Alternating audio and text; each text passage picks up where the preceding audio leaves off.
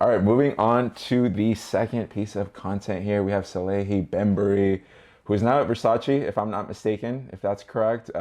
Just does a lot of creative stuff. Yeah, Go ahead. he left Versace this year. Got you. He Okay. he you know he won. He was designer of the year last year, and if you don't know Salehi, you would know him by he's been all over. Like he did some stuff at Payless, and then he did first couple seasons of Yeezy footwear, and then he went to Versace and did like um, kind of like put them on the map with their shoe and like bringing in like people like Two Chains to help like push that energy, like really connecting the dots. Like he really grew there, obviously, and made a big name for himself. But he's like super creative, dude, super cool dude. I met him actually at Ride for Black Lives, like randomly. I didn't know him before Ride for Black Lives, and like he started just showing up, and he comes to every single ride, and super supportive, super like always down to help and like do it without needing any like uh, recognition or anything. So like we and then we just connected there, and he was doing some stuff, and he was going solo and doing like his New Balance and all that, and we were just chopping up, and he was like, "Yo, like let's just I got to do a couple of things. You mind like you want to do some shoots with me?" I was like, "Cool." So again, like I went over to his studio, his office with him, and like we just hung out and chilled, um and like I captured. I think I have a photo of him with the shoe in front of the computer. And we had a long conversation of like the photos he likes and the photos he doesn't like, because like he's always seen with his beanie on, obviously, but like usually like not smiling. And there's some other photos that I didn't send because like whatever, but like there's there's it was a good, like I think it was a good representation too, because like the other thing for me is I don't like for my creative work to be perfect. Like I feel like the idea of chasing perfection kind of like gets in the way. So like even on his screen, it only says his name. There's nothing on his screen, and I like that because like that's real. Like we were in the space and capturing that moment, not like setting shit up, right? And like I love all of my work to be as organic and like true to the time that I captured it as possible. And like literally he was on the computer, and then I was like, "Yo, turn around and hold the," and because like he had this light coming from his window, which was tight. And then we just started snapping some shots, and then he's like, "Oh, dang, the screen just went off." And I was like, "Nah, it's perfect. It's fine. It says your name, and like it's natural. Like that's everyone's screen goes off at some point, so there's no need to like set it up like you're on the computer when you're not." So these are some of the things that I like to like implement in my style, where like if you look at all my photos, like there's something off, and like sometimes I'll leave it there on purpose, just so you can see that like it doesn't need to be perfect. It still works. Like you still get the same experience, and it's true to like what's going on with that person or that scenario.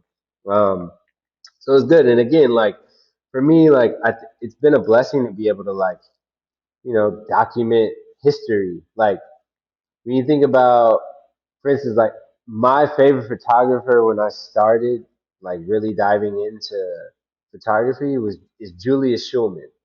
Julius Schulman is the architectural photographer. I don't shoot architecture at all. But so it's interesting for me to be like my biggest, like, you know, whatever.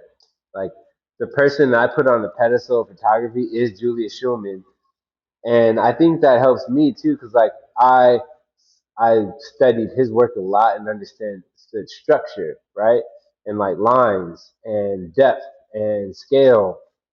And for anyone that's trying to learn or like understand photography, go look up Julius Schulman. It'll help you. It'll help you a lot actually when it comes to like framing and composition and understanding like where like where to really hit your angles. That's another deep conversation. Yeah, man. I mean, like for me, it's just like I know how to compose, and I'd rather just like capture a natural moment and like kind of capture like these things that these moments that'll last forever, you know.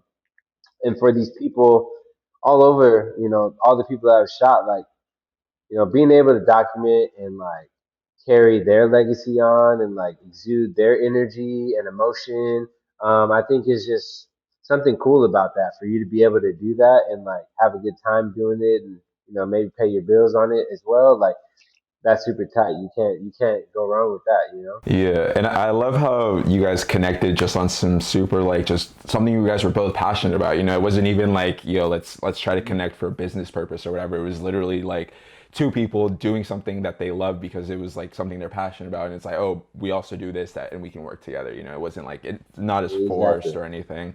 Something that I wanted Being a good human being. Exactly. There Yes. you go. Doing things that you love, being a good person goes far.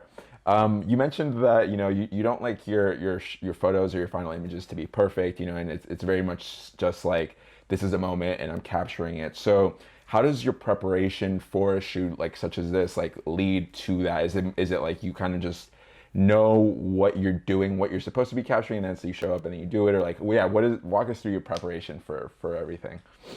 I guess it depends because like obviously like if I'm going to shoot something for Nike or like a big brand or a big client, like there's weeks upon weeks of calls and brainstorming and shot lists and goals and blah blah blah, you know, and lighting tests and all this thing, right? So like those shoots are like very structured and for a reason, obviously.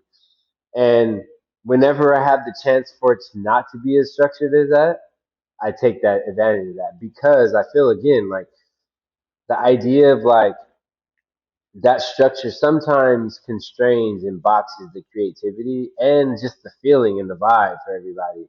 Um, so like when I'm doing like smaller shoots that like I and like maybe one other person has full creative control, like I like to like set the table with everyone and be like, yo, like just don't worry about it. Like, don't stress over it. Don't stress me out because I also still want to have fun doing this because I've done enough like work with photography to like where sometimes I felt like photography wasn't fun anymore. So like when I started to like feel like that, I definitely put my foot down sometimes and just like you know just tell people not to overthink things and like let us just flow. So like for him it wasn't like it was anything crazy. It was just like you know we needed some photos that kind of like they're photos of him but they allude to what's to come, so the New Balance and like you'll see on his desk there's some other elements that like made sense which were kind of already there.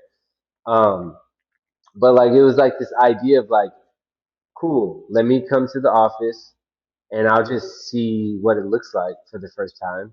And then I'll know what I need to capture. Like, there's no need to like put a storyboard together, a mood board, some shit. Like, you know, because like whatever you put on a mood board was done and shot in some other place that you're not even going to be in. So it's kind of defeats the purpose because like the idea, you know, like your expectations sometimes will be your disappointments.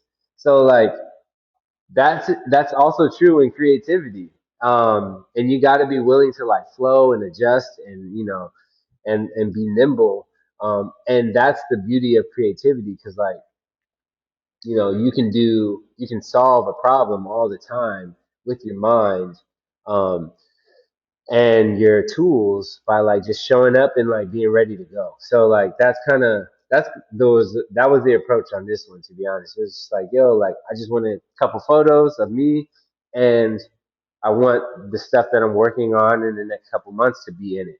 Boom, there you go. Well, all your accolades are on the wall. This is where you spend 95% of your time at your desk working on shit. And like let's use this nice little light to like kind of just like highlight your face a little bit. And that's I mean like that's a faux pas in itself. Like the light on his face isn't the same as the light everywhere else. But I liked it because it was more about him, right?